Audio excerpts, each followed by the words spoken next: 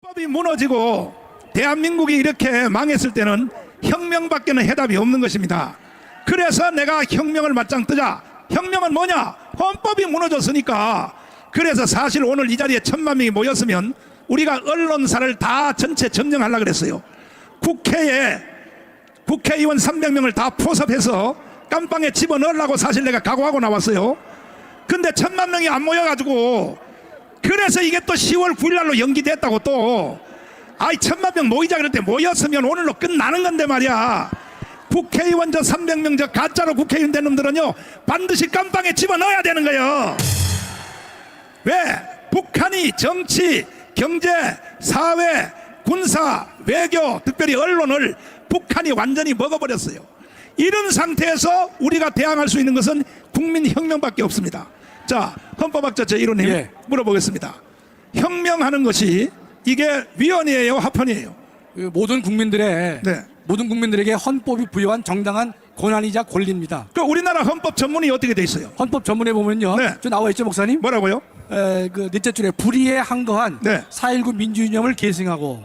우리는 우리 헌법은요, 국가 공권력이 불의에 빠졌을 때, 그럴 때는 불의에 항거해야 된다고 헌법이 말하고 있는 것이죠. 근데 옛날에 헌법에는 5.16도 있었죠. 옛날에 5.16도 있었습니다. 그러면 여기 보면 헌법 전문에, 현재 헌법 전문에 우리 대한민국은 3.1 운동으로 건립된 대한민국 임시정부의 법통과 불의에 항거한 4.19 민주 이념을 계승하고. 그러면 4.19 혁명이라고 하는 것은 이것은 잘못된 거요, 잘한 거요? 지극히 헌법에 부합합니다, 목사님. 그 다음에 박정희가 5.16 혁명한 것은 잘한 거요, 못한 거요? 더더욱 헌법에 부합됩니다. 그렇죠?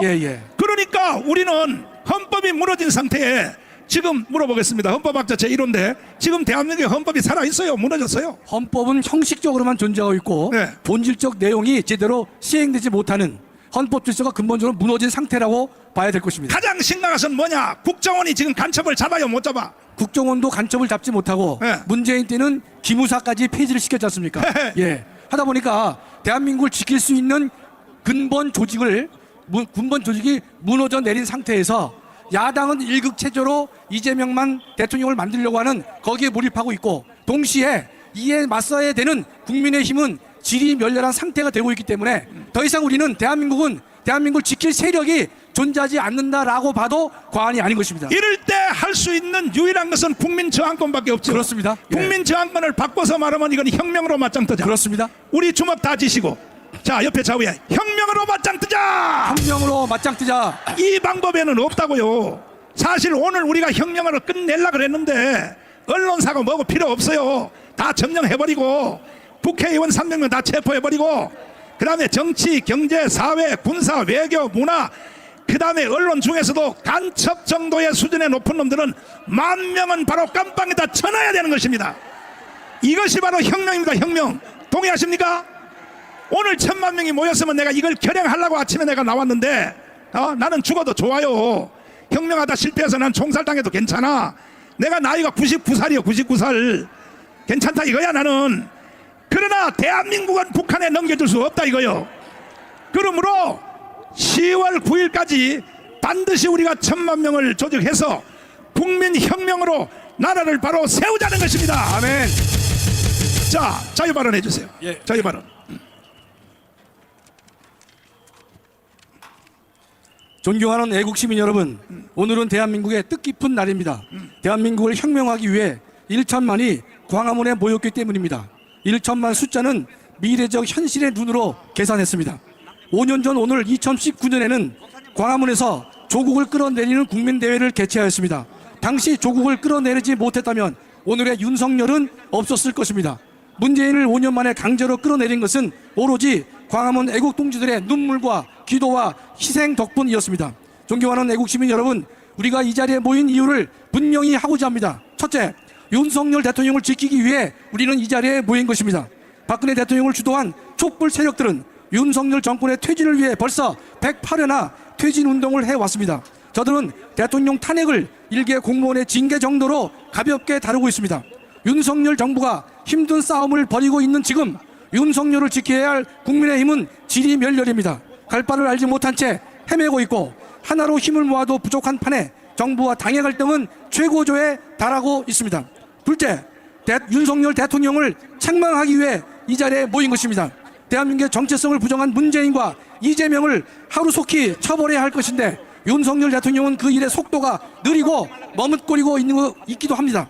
국가안보에 위해가 되어 그 내용을 공개할 수 없을 정도로 국가안전보장에 해가 되는 USB 수사를 적극 그리고 바로 시행해 주시기 바랍니다. 그래서 대한민국의 정의가 살아있음을 보여주시기 바랍니다. 셋째, 광화문 애국세력의 정체성을 분명히 하기 위해 우리는 이 자리에 모였습니다. 애국세력의 총사령관이신 전광훈 목사님은 완전하지도 않습니다. 그러나 좌파 언론은 물론 보수파 언론마저도 근거 없이 전광훈 목사를 위험 인물로 치부하고 있는데 실상을 조금만 들여다보면 이 모든 왜곡과 조작이 거짓임을 알 수가 있는 것입니다. 전광훈 목사님 같이 대한민국을 지키고 교회를 살리기 위해 자신의 모든 것을 던져 희생하고 헌신하는 분이 없다는 사실은 이 자리에 참석한 모든 애국 시민이 증인이 될 것입니다. 우리는 모두 전광훈이 되어야 할 것입니다. 존경하는 애국 시민 여러분, 광화문 애국 세력은 태극기 부대라고 조롱당하고 있고 성조기를 들고 있다고 투명인간 취급당하고 있습니다. 우리 광화문 애국 세력에 잘못이 있다면 옳은 것을 옳다고 말한 죄뿐인 것입니다. 또 남들이 외면한 정의를 실현해야 한다고 외친 죄밖에 없는 것입니다. 진정 우리가 걷고 있는 이 길이 잘못된 길이라고 생각하십니까? 우리는 가족이나 친구로부터 투명인간 취급을 받을 정도로 잘못된 길을 결코 걷고 있지 않습니다. 존경하는 애국시민 여러분, 다수의 국민들이 광화문 애국시민에 대해 퍼붓는 맹목적 비판에 초연한 자세를 취하도록 하십시다. 저들의 이러한 비판은 하나님의 영광을 위해 살고자 하는 사람들에게는 값진 재산이 될 것이기 때문입니다. 마지막으로 윤석열 대통령에게 고하건대 대통령, 당신은 지금 고립무원에 빠져 있습니다. 당신이 꿈꾸는 국가 발전과 민주화 법치 회복은 광화문 애국 세력과 함께할 때에만 가능하다는 사실을 분명 기억하시기 바랍니다. 지금의 낮은 지지율을 높이려고 기웃거리지 마십시오. 대통령은 무엇이 옳은가만을 고민하고 어떻게 해야 무너진 대한민국을 살릴 수 있는가만을 생각하시기 바랍니다. 대한민국을 개혁하는 데에는 어쩌면 20%의 지지도 필요 없을지 모릅니다. 강력한 10%의 지지만으로도 충분하다고 믿습니다. 감사합니다.